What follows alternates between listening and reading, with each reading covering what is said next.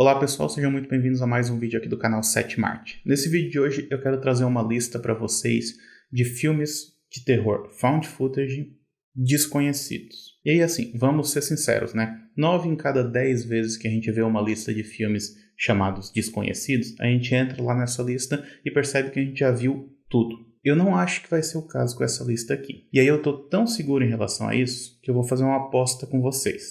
A aposta é a seguinte: se você chegar até o final desse vídeo aqui e de fato você não ter visto todos os filmes dessa lista, talvez você tenha visto um ou dois, já tenha ouvido falar de algum deles, mas se você não assistiu aos 5 filmes que eu vou listar aqui, você vai ter que dar um like nesse vídeo. Essa é a aposta.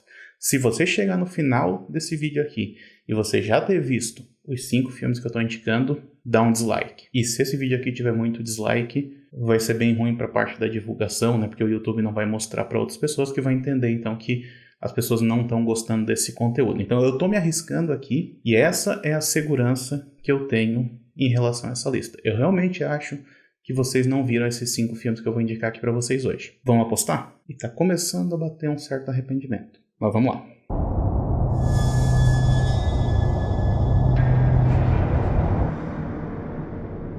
Ok, só antes da gente começar, então, eu acho que é importante a gente estabelecer algumas regras. Quer dizer, não necessariamente regras, mas eu acho que tem coisa aqui que é bom a gente deixar claro desde o início, que é o seguinte: eu gosto bastante de found footage. Eu já vi muito e muito filme de found footage. E eu entendo que, para a grande maioria das pessoas, esse é um subgênero que elas acabam descartando por completo, porque tem muita porcaria aí no meio. E realmente tem. Mas também tem muita coisa boa. Mas ao mesmo tempo é uma narrativa que foge tanto da narrativa convencional que eu entendo que muita gente de fato não gosta, sabe? Eu considero que o found footage ele é praticamente um gosto adquirido. É tipo café sem açúcar, sabe? Demora um pouquinho até você de fato apreciar ele. Mas eu acho que se você apreciar, né, se você seguir em frente, você vai conseguir apreciar muito esse subgênero. Ainda assim, eu sou obrigado a admitir que eu não separei necessariamente os melhores filmes de found footage, até porque eu acho que os melhores todo mundo já viu. Mas eu separei filmes que, apesar de seus defeitos, eles têm características que destacam eles. E são essas características que levaram eles a aparecer aqui nessa lista. Vamos lá então para o primeiro.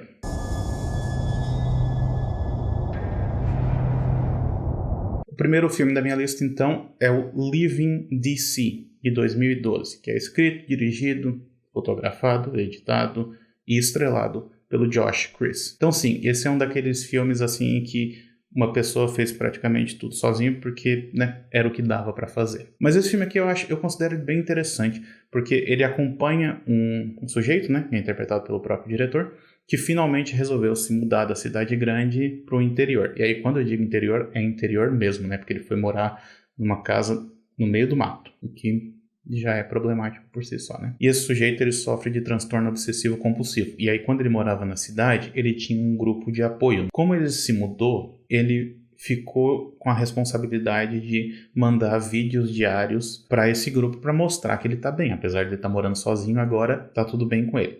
E aí, o que ele faz? Ele faz uma espécie de vlog, em que ele vai mostrando o seu dia a dia, vai mostrando a nova casa que ele comprou, vai mostrando, né, a sua rotina mesmo. E aí é assim que ele mantém contato com seus amigos e com as pessoas que faziam parte desse grupo de apoio. E é isso que a gente vê ao longo do filme todo, né? Esses vídeos que ele está fazendo. Só que aí na primeira noite ele já disse que ele ouviu barulhos estranhos do lado de fora da sua janela. Só que como a câmera estava desligada, a gente não tem como saber que barulhos são esses. Aí ele tem a brilhante ideia de deixar um gravador de áudio do lado de fora da janela dele para tentar explicar, né, que barulho que é esse, porque a casa dele é completamente isolada, assim, não tem vizinhos, não tem ninguém por quilômetros. E ele não sabe dizer que barulho foi esse que ele ouviu. E aí na noite seguinte ele deixa esse gravador ali na janela para que na manhã seguinte, e aí sim com a câmera ligada, ele analise o material, né, o que foi captado. E aí que o negócio começa a complicar, porque ele começa a escutar nessas gravações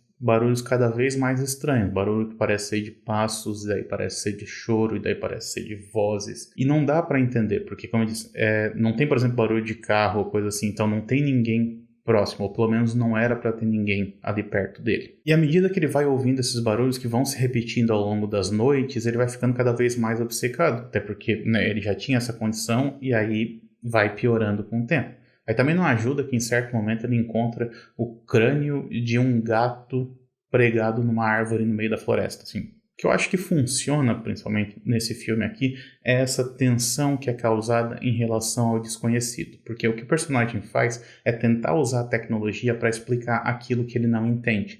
Só que a tecnologia, em vez de ajudar ele, acaba atrapalhando, porque as respostas que ela traz são mais complicadas ainda. Elas só deixam ele mais confuso, consequentemente deixam ele com mais medo. Então, a tecnologia ela não fornece segurança ao mesmo tempo em que ela aumenta esse sentimento de solidão. E esse sentimento de solidão, ele está presente no filme todo, porque com exceção de uma certa personagem que aparece em determinado momento e bem rapidinho, o resto do filme inteiro é apenas focado no protagonista, o que aí é um problema, porque ele não é lá um ator muito bom, convenhamos. E aí, a partir do momento que a gente está acompanhando ele o tempo todo, essa limitação dele como ator acaba se tornando mais e mais evidente. Mas ainda assim, eu acho que esse filme aqui ele se destaca até por ser esse esforço quase que individual, né? O cara fez praticamente tudo sozinho e até certo ponto eu acho que funciona muito bem. Então fica aí a dica.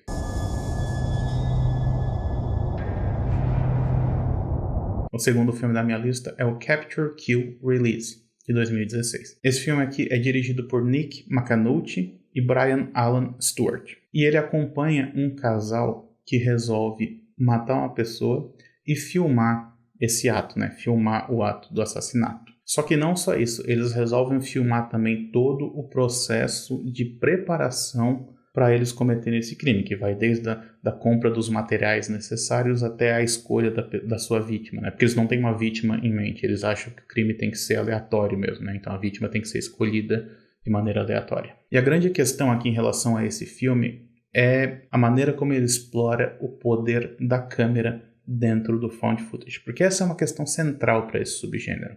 É como que a câmera age dentro do filme. Porque o found footage ele é caracterizado pelo que seria a filmagem do banal, né? Daquilo que, teoricamente, não entraria numa narrativa convencional, porque você está filmando a rotina dessas pessoas.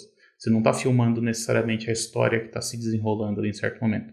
Em muitos casos, você está filmando eles se acostumando com o equipamento ou fazendo qualquer coisa, né? Seguindo com a sua vida. E é justamente aí que está a questão central desse filme aqui, é como ele equilibra essa banalidade com a temática do filme, que é o assassinato. E aí ele mostra como que eles falam sobre esse assunto, como que eles preparam esse crime de maneira extremamente banal. Ele mostra eles, por exemplo, caminhando pelos corredores de uma loja de ferramenta e conversando, assim, na maior naturalidade, sobre qual seria o melhor machado para cortar um corpo. E além dessa questão de filmar a rotina, que é bem característica do found footage, tem uma outra questão aqui que é muito bem explorada nesse filme, que é a posição ativa que a câmera tem dentro desse filme.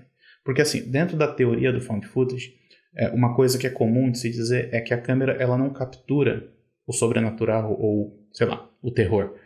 Ela causa ele. É por causa da câmera que o filme acontece e é por causa da câmera que o sobrenatural ou que o terror acontece. Se não tivesse câmera, não teria filme e nesse caso aqui não teria crime também. E aí você vê ao longo dessa preparação e ao longo dessa rotina deles o como que a câmera vai mudando o comportamento deles, como que a câmera excita eles em certo momento, como que a câmera incita eles a seguirem em frente com o seu plano. Então é como se ela tivesse forçando os personagens a cometerem aquelas atrocidades. E se ela não tivesse ali, nenhum crime aconteceria. E aí uma outra questão um pouco mais profunda que esse filme aqui levanta é que se a câmera causa aquilo que a gente está vendo, a gente como público é meio que cúmplice daquilo que está acontecendo.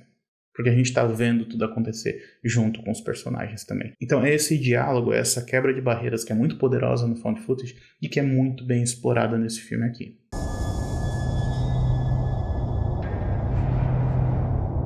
Passando então por terceiro filme dessa lista, eu quero falar um pouquinho sobre The Lost Footage of Leah Sullivan, de 2018. Esse filme aqui é dirigido pelo Brian Greenstead, e esse sim é um found footage na sua essência, assim, porque logo no início do filme aparecem os dizeres de que aquela câmera foi encontrada, que aquele lá é o material bruto que foi encontrado dentro da câmera. E aí por material bruto, é material bruto mesmo, ou seja, meio que sem edição nenhuma, sabe? Então a gente vai ver muita coisa que ficaria de fora de uma narrativa convencional, o que é a característica do found footage mesmo, né? Mas então do que trata esse filme aqui? Ele acompanha uma estudante de jornalismo que está fazendo um documentário sobre um massacre que aconteceu na cidade dela 30 anos atrás. Então ela está entrevistando algumas pessoas que têm algum conhecimento sobre esse assunto, né? Para depois entregar isso como trabalho final do curso dela. Então, de início, assim, a gente vê ela entrevistando algumas pessoas, até que ela faz amizade com um policial local, que é alguém que ela já conhecia da infância, e que é interpretado pelo próprio diretor.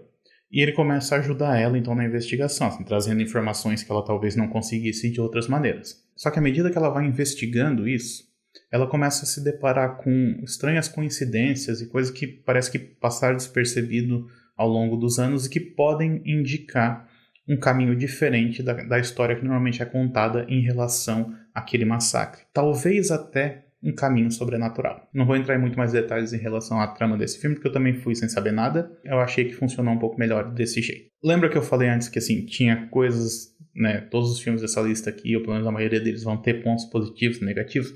Esse filme aqui tem alguns pontos bem negativos, devo dizer. Porque tem coisa assim que me incomodou muito. E é coisa que o filme tenta justificar, mas eu não acho que essa justificativa cole muito. Deixa eu tentar explicar então um pouco melhor. A protagonista, ela comete muitos erros enquanto ela está fazendo esse documentário. E eu até entendo que, assim, o filme está tentando dizer pra gente que é porque ela ainda é amadora, né? Ela não tem muito conhecimento a respeito de operar equipamento, esse tipo de coisa. Só que, assim, ela é uma estudante. E, assim, eu sou formado em cinema e durante muito tempo eu trabalhei dentro do setor de audiovisual da minha universidade. Então eu trabalhava tanto com os cursos de jornalismo, quanto de publicidade, quanto de cinema. E uma coisa que eu aprendi trabalhando lá é que quem é amador, quem está começando, pega pelo excesso e não pela falta. Então, assim, eles tentam fazer o melhor possível. E não é o que acontece aqui. Ela comete erros que um estudante, por exemplo, não cometeria. Como, por exemplo, ela vai entrevistar uma pessoa e ela deixa uma música tocando no fundo. Ela não vai conseguir editar esse material depois. E também, assim, ela está fazendo um documentário, só que ela se posiciona em quadro, sentada tipo de frente para a câmera, olhando para o lado para as pessoas.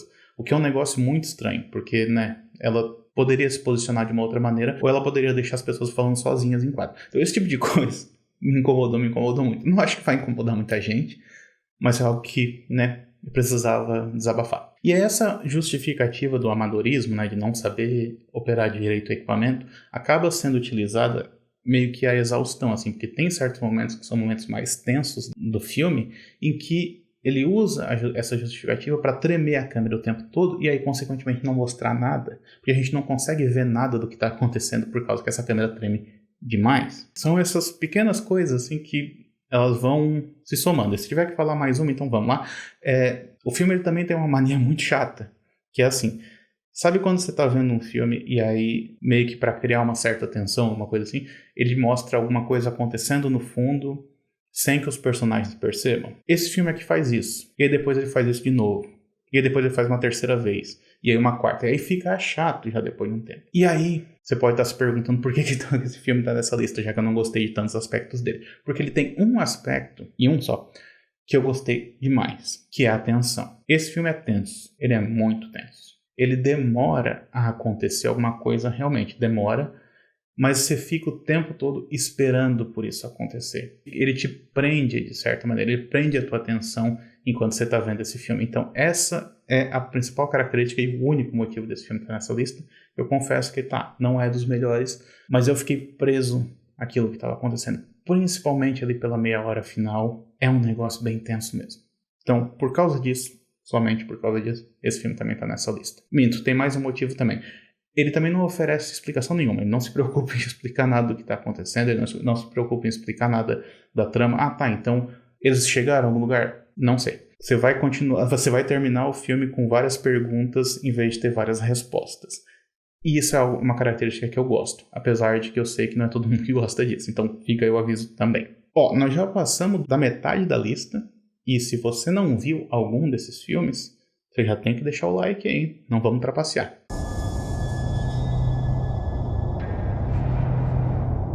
O próximo filme da minha lista se chama The Lost Vlog of Ruby Rio, de 2020. Esse filme aqui tem direção do Matt Kinkses, eu acho que é assim que se fala o nome dele, e ele acompanha 3 youtubers. Esses youtubers, eles vão até a floresta para poder investigar uma suposta lenda. E eu sei que, assim, eu falar pra vocês que é um filme sobre 3 youtubers pode parecer um assunto meio chato, mas acredite, isso aqui é bem divertido, tá? Porque eles vão até a floresta em busca dessa árvore mágica, ou sei lá o quê, cuja lenda fala que se eles derem uma volta na árvore, eles vão parar em outra dimensão. E aí eles vão lá, eles encontram essa árvore e eles resolvem fazer justamente isso, que é dar a volta na árvore. E aí é óbvio que não dá muito certo, né? Só que o que eu acho interessante a respeito desse filme aqui é que meio que demora pra gente perceber exatamente o que não deu certo.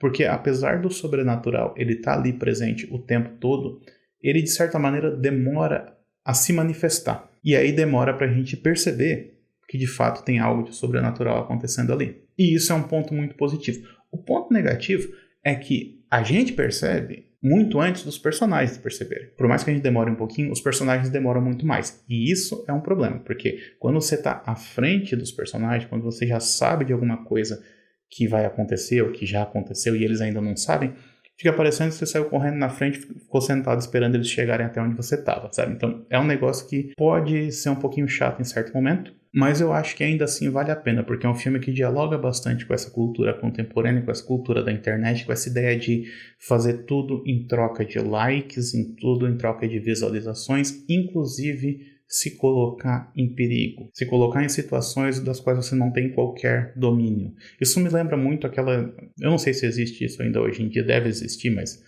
aquela ideia dos stream selfies, né? Aquelas pessoas que iam até, sei lá, o alto de um prédio para poder tirar uma foto lá, tipo, perigosa, sabe? Se colocando em perigo de propósito apenas para ganhar mais likes. De certa maneira, é sobre isso que esse filme aqui também está falando, sabe? Sobre essa ideia dessas pessoas que vão até o meio da floresta sem qualquer preparo, sem qualquer treinamento, e aí é óbvio que as coisas dão errado lá dentro, né? Só que dão errado de uma maneira um pouco diferente do que a gente poderia esperar. Ao mesmo tempo, eu gosto como esse filme ele também trabalha com essa ideia da artificialidade, de como o filme mostra pra gente como esses personagens se portam de uma determinada maneira quando a câmera tá desligada, quando tá só fazendo um making off, e quando a câmera tá ligada pra fazer um vídeo pro YouTube, ou seja, como que a personalidade deles muda da água pro vinho, assim, né? Eles são pessoas completamente diferentes. E tal artificialidade, ela também se reflete na relação entre eles, porque aqueles três personagens, eles parecem ser muito amigos, eles parecem ser muito próximos, só que à medida que eles vão ficando mais e mais tempo ali naquela floresta,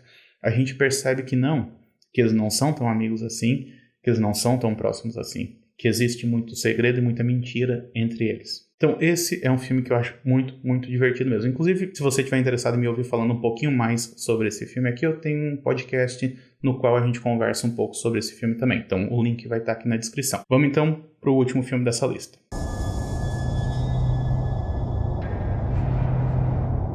E o último filme dessa lista, então, é o The Midnight Swim, de 2014. Esse filme aqui é escrito e dirigido pela Sarah Adina Smith.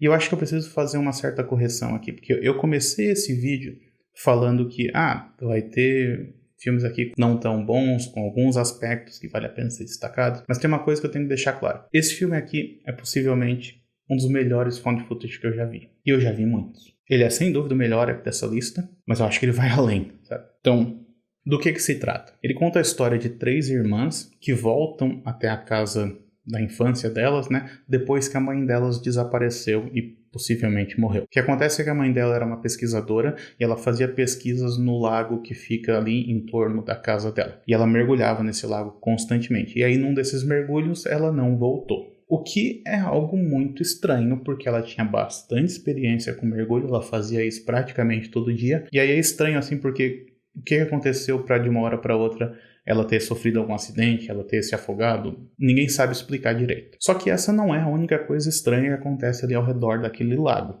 Ele é, na verdade, cheio de lendas, assim, tem várias histórias que o povo ali da região conta e que envolvem esse lago, que envolvem lendas a respeito desse lago. A mais famosa delas é a história das 7 irmãs que se afogaram lá naquele lago. E aí, inclusive, dizem que existe um certo ritual que você faz ali, né, que envolve o mergulho da meia-noite, que é o nome do filme, para você convocar, para você invocar essa 7ª irmã. E aí, elas resolvem fazer isso. O que, né, de novo, não vai dar muito certo. Mas não vai dar certo de uma maneira um pouco diferente do que a gente está acostumado. E eu acho que diferente é a palavra-chave aqui, porque esse filme aqui, ele é muito diferente.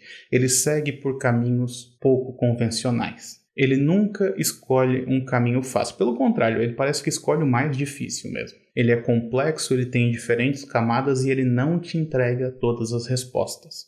Na verdade, é mais fácil que você termine esse filme com mais perguntas do que respostas. Só que se você entrar na onda do filme, se você principalmente se propor a pegar os pequenos detalhes que ele te entrega de vez em quando, acho que você vai curtir também. Pelo menos eu gostei demais. Porque, primeiro, esse filme aqui se preocupa bastante com o desenvolvimento das personagens. A gente passa muito tempo vendo a relação daquelas 3 irmãs, que é uma relação bem conturbada. Elas estavam afastadas durante muito tempo e agora elas meio que se forçaram a se juntar de novo, só que existe muito atrito, existe muito conflito entre elas e o filme faz questão de explicitar isso. Inclusive, é uma dessas irmãs que está filmando tudo aquilo que a gente está vendo e esse fato, né, o fato dela filmar também já está causando muito problema ali, porque tem uma outra irmã que não gosta muito dessa ideia, mas acaba aceitando. Então, tem todos esses conflitos, assim, essas coisas que vão se juntando até transformar em algo maior. E tem muito detalhezinho da narrativa que eu acho que pode passar despercebido, principalmente da primeira vez que você vê. Por exemplo, tem muita repetição do número 7, de coisas que acontecem 7 vezes ao longo do filme. E esse tipo de coisa você nem percebe da primeira vez, que você não tá nem contando, sabe? Só que uma vez que você já viu esse filme, você volta para ele, que foi o que eu fiz e é o que eu indico, você começa a notar esses pequenos detalhes. Além disso, esse filme aqui ele faz um excelente uso do found footage. Ele consegue usar o equipamento diegético, naquele que está inserido dentro da narrativa, de maneira, por exemplo, a criar tensão. Tem uma cena, por exemplo, que a gente só ouve o som do vento batendo no microfone, e esse som ele é usado para criar tensão, sabe? É esse som que vai crescendo, vai crescendo, vai crescendo, e vai criando tensão dentro da narrativa. O que é genial. E ainda tem um outro momento em que a câmera meio que se movimenta sozinha. Meu Deus, eu não vou entrar em muitos detalhes, mas eu gosto demais do filme. Eu espero que tenha ficado claro já, né, até esse momento. Eu gosto demais desse filme aqui. Inclusive, se você ficou curioso, é de propósito que eu não entrei em muitos detalhes a respeito do que acontece, mas eu também gravei um podcast falando sobre esse filme aqui, no qual a gente fica conversando sobre ele durante bastante tempo.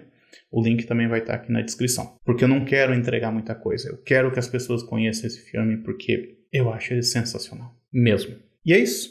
Chegamos ao final da lista, então. Diz aí.